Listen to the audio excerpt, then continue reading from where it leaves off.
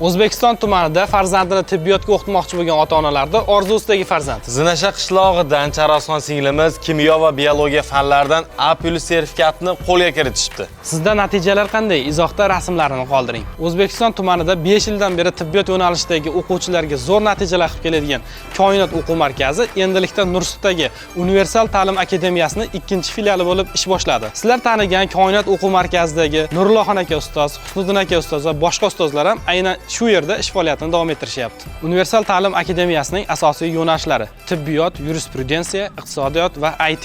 Boshlang'ich sinf o'quvchilariga esa matematika, ingliz tili va rus tililar chuqurlashtirilgan holatda o'qitiladi. Farzandingizni ushbu maktabga bersangiz qanaqa afzalliklari bor? Birinchisi, yotoqxonada qolib o'qiydigan o'quvchilar uchun nonushta hamda 2 mahal issiq ovqat. Ikkinchisi, qatnab o'qiydiganlar uchun Damas avtomobilini yo'lga qo'yib qo'yishibdi.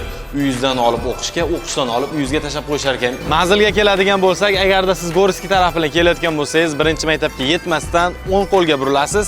Mebel bozorining ortida joylashgan. Yaypandagi Beruniy Mifiyning binosida joylashgan.